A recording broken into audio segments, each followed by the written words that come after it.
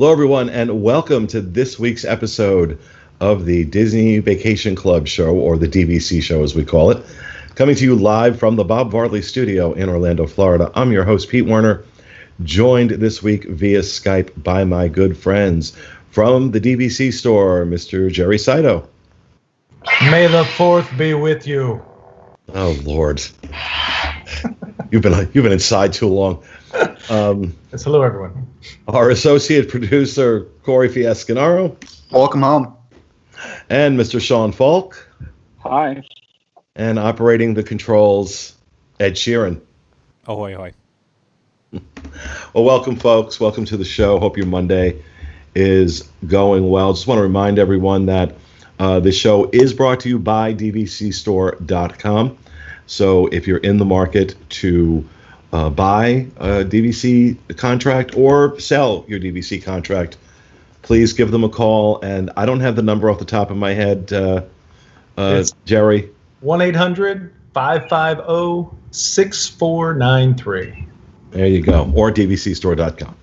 All right. This week we thought we'd get back to doing one of our pros and cons shows. And we thought that talking about Aulani, because that's always on my mind. So we thought we'd talk about the pros and cons of Aulani. Now, Jerry has been to Aulani, but before it was open. I guess it was under construction. Correct. Craig, Sean, and I have been there. Fiasco has not. So I guess we'll get some mixed perspectives about, for the few folks who haven't been there and stayed there, what their perception of the pros and cons are. And then those of us that have been there and stayed there, some of us multiple times, we'll share our thoughts. So let's see. Who do I want to start with? How about Fiasco? Yeah. So looking at Aulani, it's something that I definitely want to do. But a con, I think, would be obviously it's kind of a reach. So when you're thinking, I want to plan a Disney vacation, I mean, unless you've been to Aulani, your mind isn't going to instantly drift to like, oh, yeah, Disney vacation, I'm going to book Aulani. It's kind of far off. Like you're probably thinking Walt Disney World, Disneyland, something of that nature. And if you were to plan an Aulani trip, that plane flight is going to be pretty intense. And also, it's not a theme park, so it's a different type of experience. Speaking as somebody who's never done it, it's something that really appeals to me, like the relaxation spa type environment is something I'm really into. But just thinking about it not being a Disney theme park, but being a Disney resort and spa, and then the plane ride, and then the price tag. I mean, those are kind of the things that make it a little bit more of a reach to do an Aulani vacation for me. Well, I know Sean has been checking out availability at Aulani for the fall. And how has it been looking to you, Sean? Is availability relatively good right now? Yeah, it's relatively available. I think that, I was looking in September for a lot of it. A week for a deluxe studio. Well, I was looking at 2 bedrooms. They're around 400 points for a week.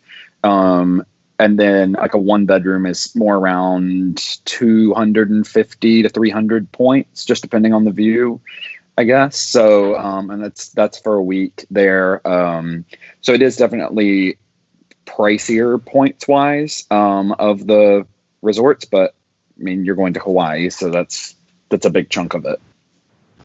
Well, for me, one of the pros of Aulani is that it is a Disney resort that doesn't have a theme park, and it stands on its own, which is really something special.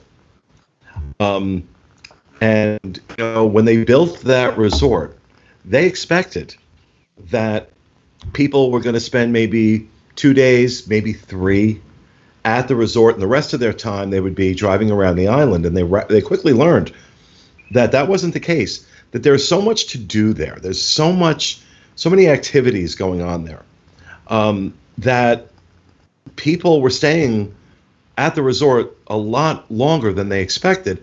So they had to expand the pools, the food offerings. They had to do all this construction over the last few years to address that. And, a con is that if you're coming from the East Coast, that is a long flight, and it can be an expensive flight. Mm-hmm. That being said, it's not difficult to find good deals. Often what we've suggested to people is fly to California, spend a couple days in California, and then get a round trip from LA to Honolulu. And when you break it up like that, you tend to find ultimately a better deal. There are a lot of flights right now that are running for the fall to Hawaii that are around $300 round trip. So it's definitely not. Some are even in the 200s if you're going out of LA or San Francisco if you're on the West Coast. There's some on the East Coast that are running about $400 to $450, which is a lot less than it usually would be. So, as someone who's never been to Aulani, this question in chat right here kind of struck me. And to your point, Pete, you said that they were planning for people to have to go out and do other things, but most people are generally staying at the actual resort. Question from chat from Marco says, besides the beach, what other things do you have to do at Aulani, though? Well, okay. First, again, this is all on the pro list. The lazy river in the middle of the resort is unbelievable. Okay, it's the best lazy river I've ever seen. It's just it's paradise, right? The spa facilities at this resort are ridiculous. I've never seen anything like it. It is so over the top. It's huge. They have incredible treatment menu, and just the facility itself is just stunning. Then you have, especially for DVC members, you have activities going on every day in the members. What the hell is it called? The members area, the community center. Oh, yeah. There were ukulele lessons going on the last time we were there. There's all sorts of activities that go on in there.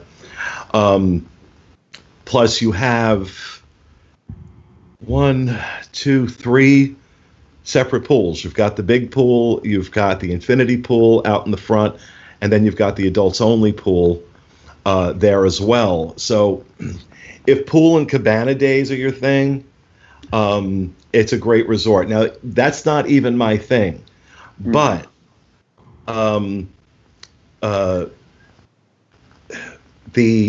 I've likened Aulani to Disney Cruise Line on land. You've got an excursions desk that will tell you everything that all the excursions around the island that they offer, and that includes island hopping, to doing day trips to other islands in Hawaii. There's also a golf course right across the street from Aulani. So if you're a golfer, that's a great opportunity. And really, you also have to remember that your time is so off while you're there. Because I remember the first time that I was going, I got there and they were like, "Oh, the lazy river closes at 6, and all the other pools close at 7, except the adult one, which closes at 10, I think." And I was like, "The pool closes at 6?" I was like, "That's a little ridiculous." And by 6 o'clock, I'm like, "Oh, it's midnight on the East Coast." I get why things are starting to wind down, because most of the people are coming from Japan, or they're coming from the United States, or the mainland of the United States, and people's timing is off. I remember many days being up at 3 o'clock in the morning, getting ready to start my day because it's 9:30 where I'm from. So I'm up and about and nothing's open yet. So you do have a weird time issue there. Yeah, but you get over that. You get over that in a couple of days. I mean, it's jet lag, right? And you get over that in a couple of days. Another con that is the expense. Okay, what it costs. If you're just doing the regular hotel side, it's very expensive. sometimes unnecessarily so. And I find that even when, I mean, I think it's an amazing product, but I think that, you know, when I say it's like cruise line on land, it's like cruise line on land, including the price. And, you know, even when they're offering specials, a lot of times I'll go and I'll look at the price. I'm like, yeah, it's still too much. And then after becoming a DVC member, you know, it's like, okay, yeah, because the facility is amazing, right? It's just amazing. But it's a lot of points. It's a lot of points as compared to, you know, the resorts here. It's definitely more expensive, but I think it's that does Hawaii. a lot into the season, though. Like the summer season is very expensive. Christmas is very expensive. You know, the spring break time very expensive. But there are some pockets, some off-season times at Aulani that aren't very expensive. You can actually, not to mention when you hit it in the off-season, airline tickets are much cheaper. So you can fly there for a better value. But if you're going to go during the popular times, yeah, the point chart's a little bit higher, and the airlines will be higher because the demand is there. You know, that's why they. I would also going back to Aulani. You mentioned it's not really a theme park environment, but to me, like, so I've been to Hawaii 6 times, and I think when you get to Hawaii, no theme park, but it in itself is like this magical place. The culture, the food, everything about Hawaii is just so incredible that it's like a living theme park because it's so unique and so different from the mainland. So Hawaii is spectacular, and yeah, Aulani is too. So you get kind of the best of both. You get to this wonderful resort that Disney built, and then you get this culture and this food and this music and a place that you will never duplicate it. It is amazing. And so, I think for a lot of people, this is a once in a lifetime, a once in a lifetime trip. And people on the West Coast much more likely to go because that's a 4 or 5 hour flight for them, as opposed to from the East Coast where it's like 9 or 10 hours. Yeah. So I think for a lot of people, this is a once in a lifetime trip. But I thought that too. I thought, oh, that's my honeymoon spot. You know, I'm going to go there for my honeymoon. I've been there 6 times. Like, I could not get enough. Now, again, I haven't stayed at Aulani. I've been to Oahu, been to Maui, been to the islands. But I thought, okay, this is a once-in-a-lifetime trip. To me, it was magic. I was like, I have to come back here. Like, if I could afford it, I would move there. I love it. It's so beautiful. Well, that's the other thing. The other con. Not only is Aulani expensive, but all of Hawaii is expensive. You have to remember that pretty much all the food that they have there is being imported, right? They're not growing it there. They're not raising it there. They're bringing it in from the mainland. So that costs more money. So it is definitely a much, much higher cost of living, much more expensive place to vacation. Yeah. That being said, I've never walked away saying that wasn't worth it. Right. In fact, I keep wanting to go back. Yeah, I know the first time I went, like, because I do always recommend to people getting a 1-bedroom because you get a full kitchen. And I ended up cooking a lot while I was there. Whereas if I were going to Disney World or Disneyland, I would eat out. But there isn't a lot of variety of food. I mean, because there's just the one quick service, and then there's character buffet, and then there's their signature dining. But if you're going for 7 or 8 days, you can't. You don't want to necessarily just do that same thing again and again. And so I cooked, but it was, even buying ingredients and stuff was very expensive. I know I got a pineapple. It was $10. I got a box of Frosted Flakes, and it was like $8. And I was like, oh wow, yeah, like this is just a regular sized box of cereal. But like, we were also shopping right across the street from the resort, and that was definitely a tourist. That was definitely a tourist store. So those prices were inflated even for Hawaii. We gone out there. We stopped at Costco, and we did. We had a kitchen. Again, I didn't say that, but we had a kitchen. So we went to Costco. We loaded up on all kinds of food, and we cooked. Because if you go out to dinner out there, it does get very expensive. Oh yeah. You guys brought up back a while when we were talking about things to do, excursions. I know, and and I know you guys went on a helicopter tour, right? Mm-hmm. Yeah. What other excursions can you do? Go ahead. I was going to say you can go to the North Shore, which is, it's just about an hour's drive, maybe not quite that far, but that's where some of the biggest waves in the world are, and watch some of these surfers just do what they do. It's absolutely incredible. So you got. Oh, go ahead, Pete. I was just going to say I would not do the North Shore as an excursion.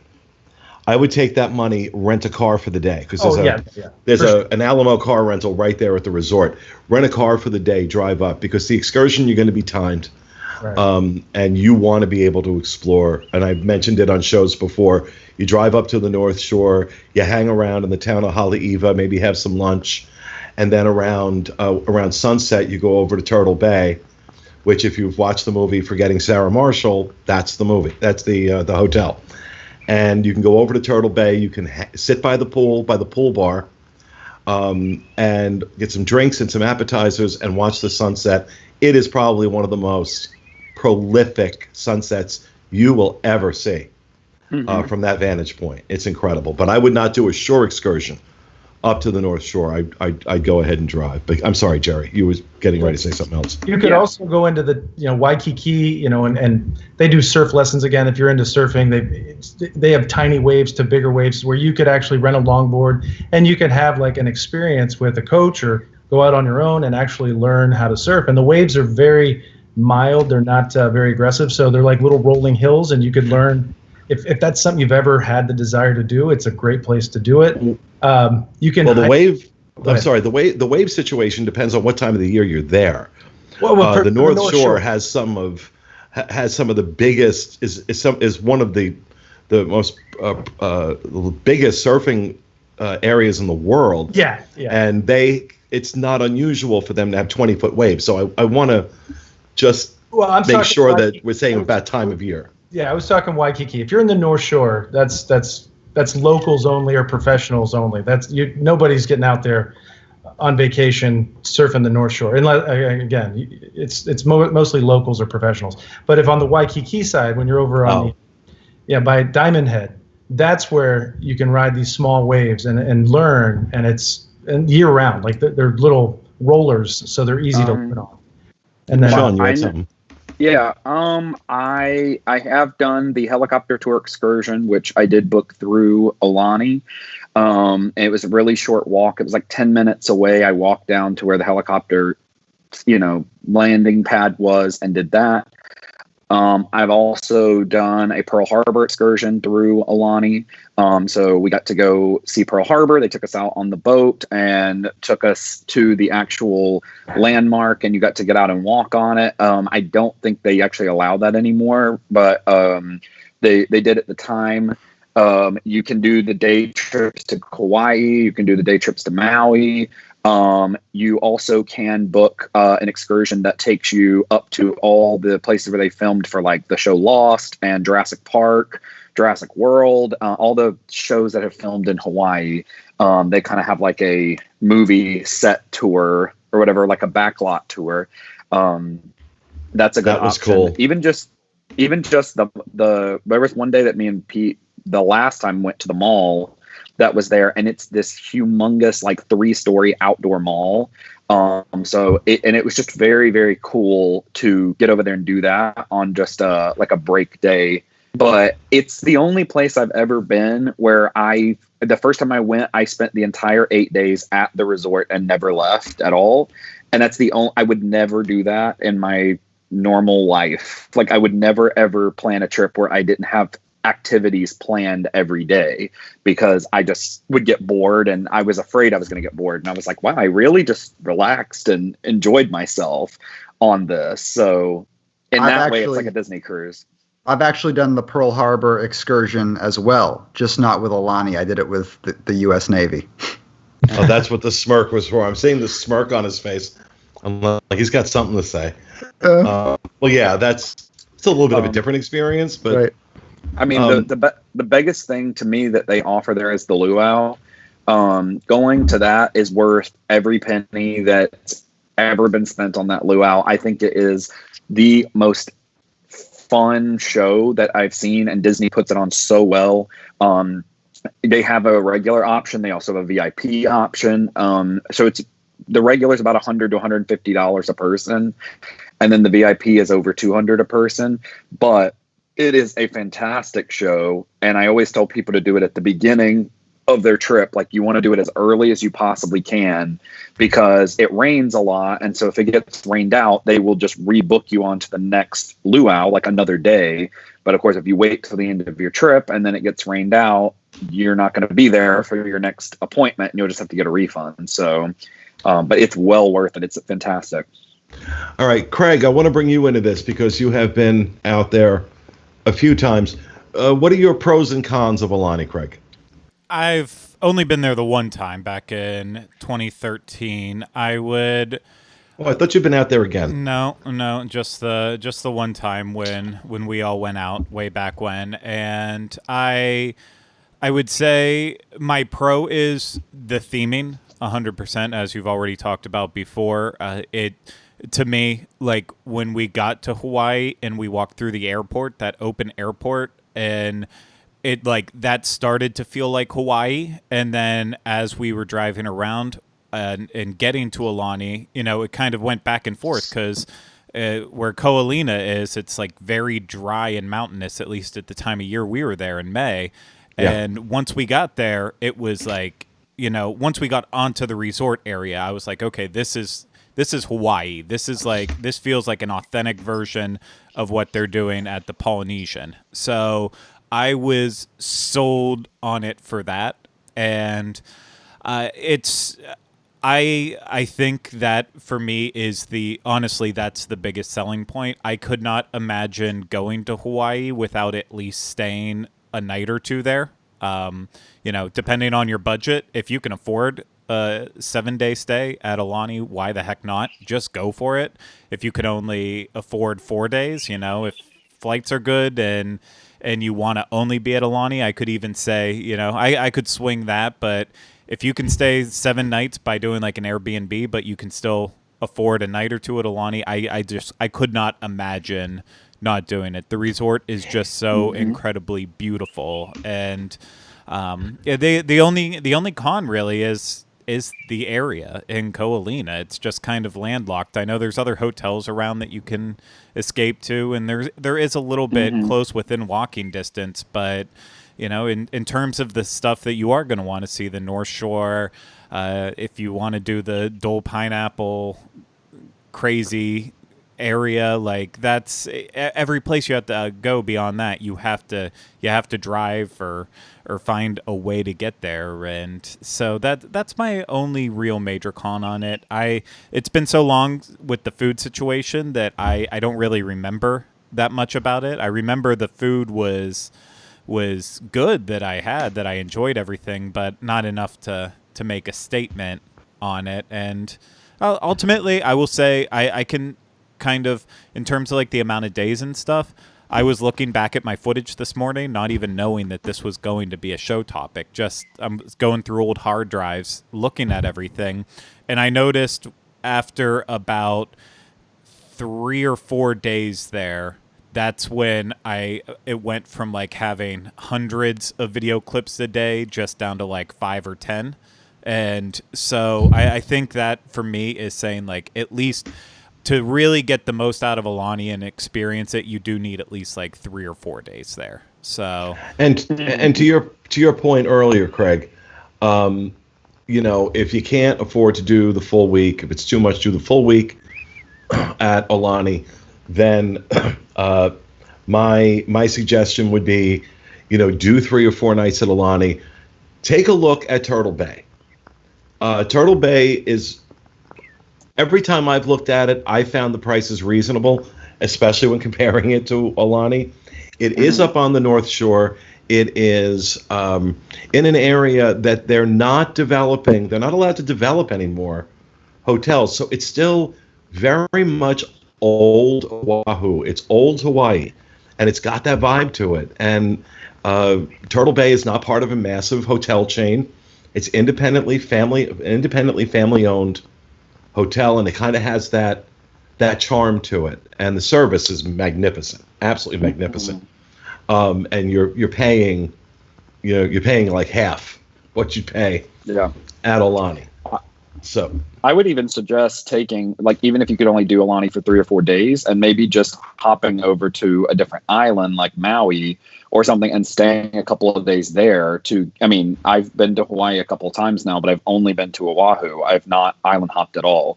So that is something I'd recommend doing because it would be cool. But one of the other big pros to me is the resale price on it.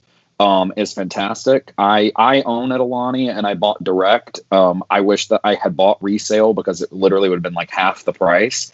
Comparatively, it tends to average around $100 to $105 a point for most Aulanis that I see come through. And even then, because it's not sold out, Disney's very unlikely to use their right of first refusal. So it's pretty much a lock to get it if you're actually going to put in the bid. And I think if you're somebody who books 7 months or less anyway, that's like one of the most perfect resale options that you can have, because a lot of the less expensive ones have a higher, less expensive contracts have either a higher